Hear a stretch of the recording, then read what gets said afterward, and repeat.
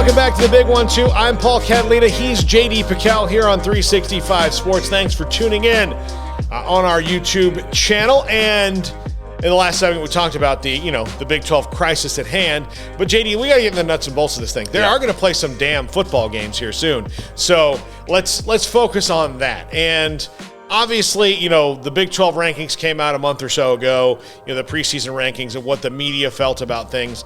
And that's all well and good, but let's get into what we think about this league. I do think that it's a league that has two really good teams, about two good teams, and then a lot of questions until you get to one very bad team, which we'll just get it right out of the way right now. We probably won't talk this much about Kansas this year. I'm telling you now, Kansas fans, we won't talk about them that much because it's just going to be bad, guys. It's going to be bad. It's a big game, though, first one. Big. South Dakota State at the crib. I'm serious. That's a big game. If they could win that game, that'd be huge for morale. Yeah. But other than that, they got to get it. I mean, they get any win is going to be huge for morale because – yeah, and look, Lance Leipold, I think he's going to be a fine coach there. But, again, I mean, he is starting at the bottom of a very big hill. Yeah. He's done it before, though. Did it at the D3 level. I mean, I love Lance Leipold. I'm not going to lie to you. I love they made that hire. I was worried for him. Like, I love him so much that I was like, why'd you go to Kansas? Don't go to Kansas. But I'm rooting for him either way. But, yeah, I'm with you. Yeah. Probably a few years away. But, yeah, I mean, you have some teams. And let's start to kind of bottom to like this middle hodgepodge to the top. Sure. I feel like Texas Tech is in this. Like they might be towards the bottom, but they could fight their way to the middle if Matt Wells finds an identity for them. Yeah. I don't know if they have an identity. I don't know if they know who they are yet.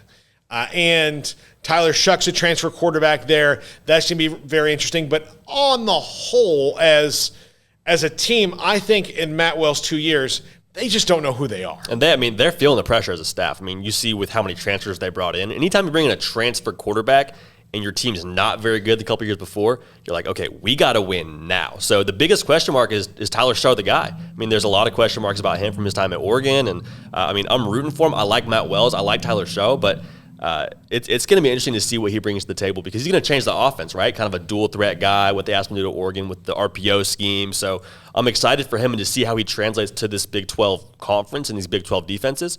But all in all, I'm with you. I think they probably put him a little lower on the totem pole. I think they're going to finish 8th. I really do. Yeah. I think they're going to finish 8th in the league. And now, like in the 4 to 7 range is where it gets kind of interesting to me because you've got a team like Baylor who I think will be markedly better than they were last year because I don't think it can be that bad for a lot of different reasons. But I don't know anything. Like even this is the team that I've covered for 16 years now, and I've seen a lot of them. I really don't know enough about them until I see them actually play in this new offense to say that they're going to be any higher than 6th or 7th because, I think they'll be a lot better, and that's saying something. That means maybe 4 or 5 wins better, but that still means you might be 6th or 7th in this league. Yeah, and I think it's so tough because the sample size of COVID is just so screwy. Like, they got blown out by Oklahoma State.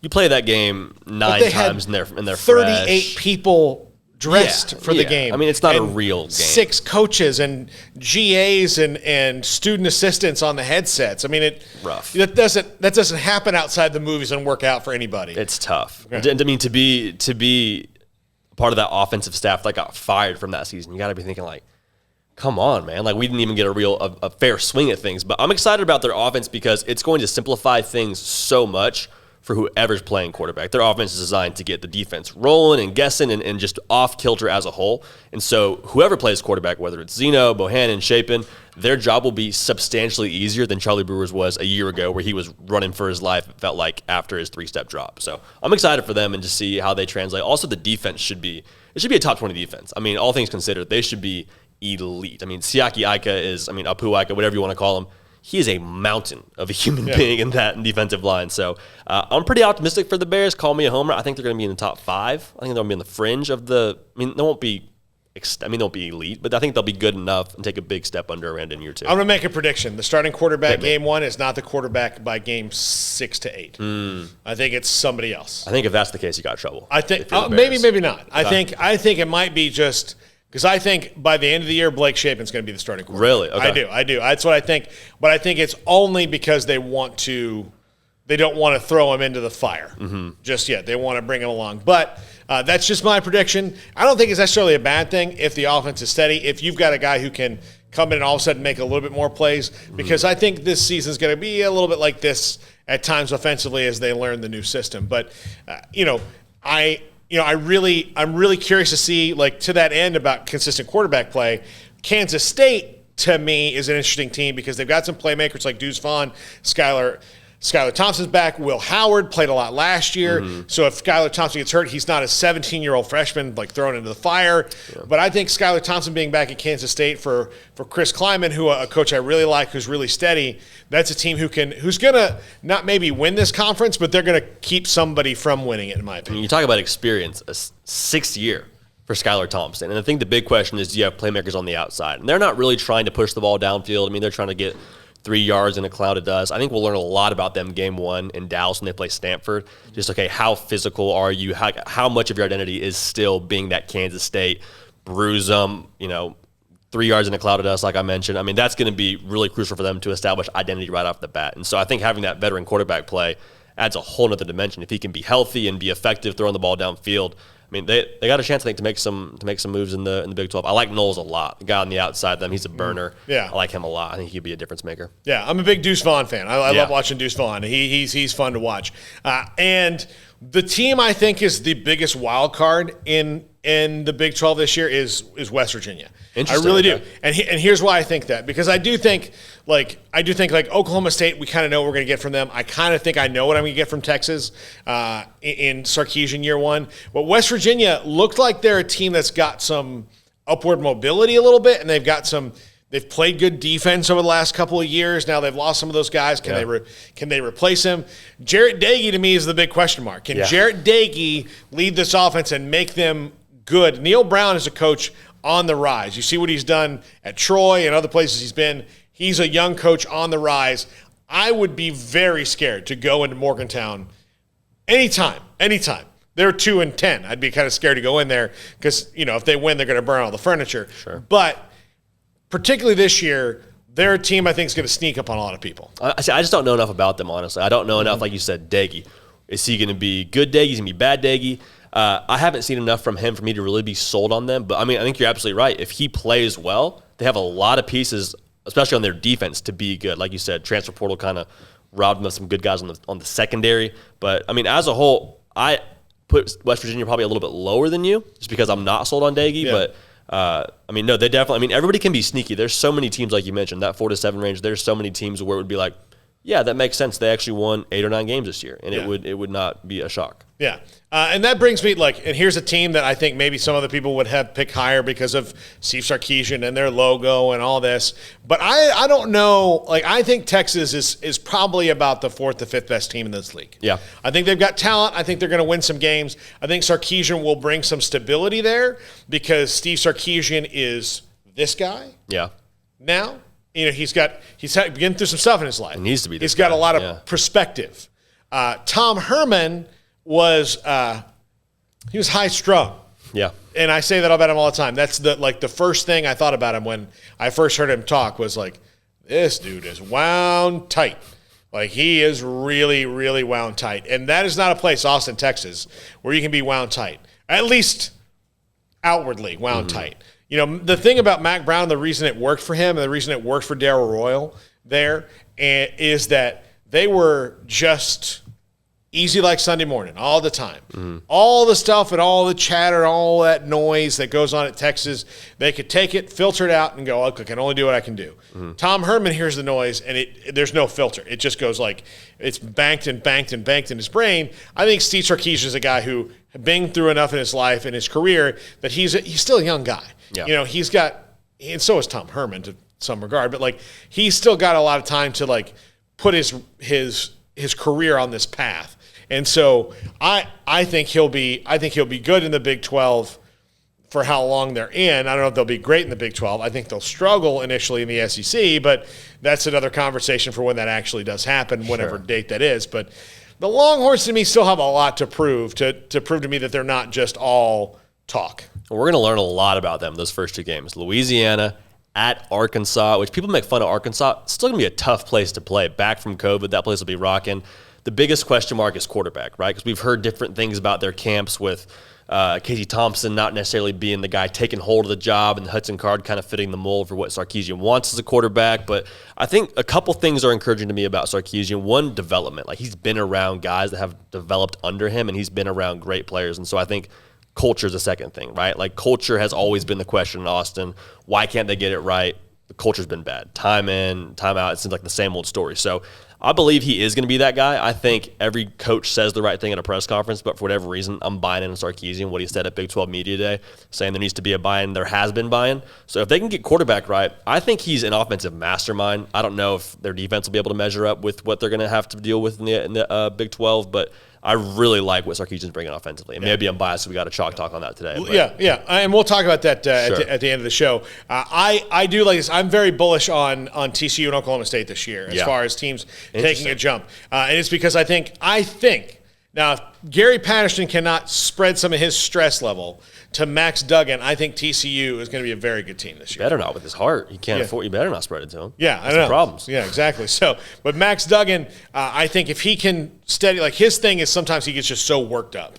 And if he can just be a little steadier, he's a guy who can really make some things happen. And he might be kind of a glorified bus driver at times who can make a play here and there, because we haven't gotten to see consistent Max Duggan. Mm-hmm. But I do think that given the chance, he can really, really steady that TCU offense. Yeah, if he takes the next step, I mean, just in terms of physical tools, rocket arm, had an 80-yard touchdown run against Texas Tech. Quarterbacks don't have 80-yard touchdown runs. And so for what he brings to the table physically, if they can get him, have a comfortable, full offseason under him, okay, you're the guy, get him set in that system, I really like their chances. Also, Zach Evans playing next to him, if he can mature and end up being that bell cow for them, he finished the year really strong, had 2 100-yard games for the last 3 games.